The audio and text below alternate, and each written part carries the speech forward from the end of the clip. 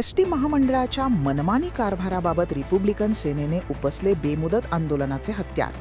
लवकरच मुंबईच्या आझाद मैदानावर करणार बेमुदत उपोषण. धुळे एसटी महामंडळाच्या नियंत्रण कक्षाच्या अधिकारी यांच्या मनमानी कारभाराबाबत आनंदराज आंबेडकर यांच्या रिपब्लिकन सेनेच्या वतीने गेल्या काही दिवसांपासून धुळ्यात उपोषण सुरू आहे. परंतु आजपर्यंत संबंधित एसटी विभागाचे अधिकारी यांनी उपोषणास्थळी भेट दिली नाही. एसटी महामंडळाच्या नियंत्रण कक्षाच्या अधिकारी यांच्या मनमानी कारभाराबाबत कारवाई करण्यात यावी. तसेच विभागीय वाहतूक अधिकारी सौरभ देवरे यांनी मार्ग तपासणी दरम्यान शासकीय वाहन हे आपल्या खासगी कामासाठी वापर केल्याचा पुरावा देऊनही कुठलीही कारवाई करण्यात आली नाही. तसेच आचारसंहिता काळात विभागीय कार्यालयात बदली प्रक्रिया राबवण्यात आली. या सर्व गोष्टींची दखल घेऊन विभागीय अधिकारी सौरभ देवरे यांचे निलंबन करण्यात यावे. या मागणीकरिता वारंवार प्रशासनाला निवेदन देऊन देखील दखल घेण्यात आली नसल्यामुळे अखेर जिल्हाध्यक्ष समाधान बैसाने यांची आपल्या पदाधिकाऱ्यांना सोबत घेऊन शहरातील क्युमाइन क्लब येथे बेमुदत आंदोलनाचे हत्यार उपसले आहे. समाधान बैसाने, रिपब्लिकन सेनेचा जिल्हाध्यक्ष धुळे. गेल्या बऱ्याच महिन्यापासून मी MSRTC धुळे यांच्या विरुद्ध 7 मे 2026 पासून बेमुदत बंधने धरणे आंदोलन चालू केलेलं आहे आणि आज 8 दिवस झाले, परंतु आज एकही शासकीय अधिकारी कर्मचारी किंवा MSRTCचा म्हणा किंवा कलेक्टर म्हणा, कुठलाही शासकीय अधिकारी कर्मचारी आमच्यापर्यंत दखल घेण्यासाठी आलेला नाही आहे.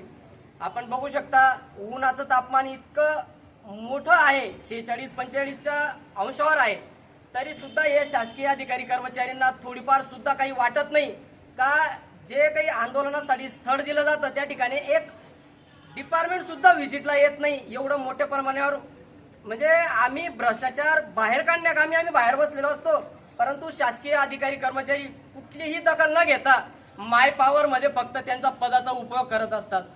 माझं या शासनाला फक्त एवढंच सांगणं आहे की जो कोणी न्याय मागण्यासाठी बसलेला आहे तर त्याची एक निदान 24 तासात 2-4 दिवसात त्याची दखल घेण्यासाठी जायला पाहिजे, यायला पाहिजे, ही माझी अशी विनंती आहे.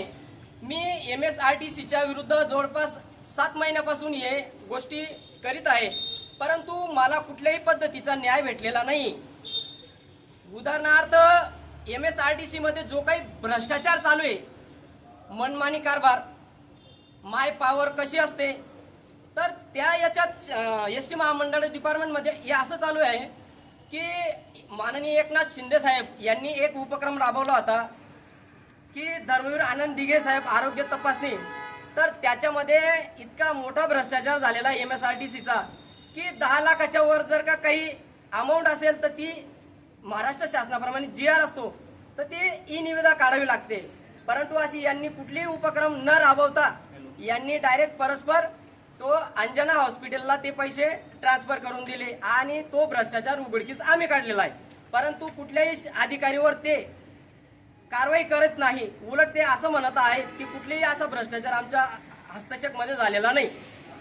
दुसरी गोष्ट, महानगरपालिकेची सार्वत्रिक जी निवडणूक चालू होती त्या निवडणूक मध्ये आचारसंहितेचा भंग केला, आचारसंहितेअंतर्गत बदली केली. ते ऑर्डर आणि कार्यमुक्ती आदेश आम्ही दिला तरी सुद्धा ते म्हणतात की अशी कुठलीही पद्धतीची बदली झालेली नाहीये. माझं फक्त यांना हेच म्हणणं आहे MSRTCला का तुम्हीच चुक्या करत आहात आणि तुम्हीच कारवाई करत आहात आणि तुम्हीच अहवाल देऊन तुम्ही निर्दोष होतात.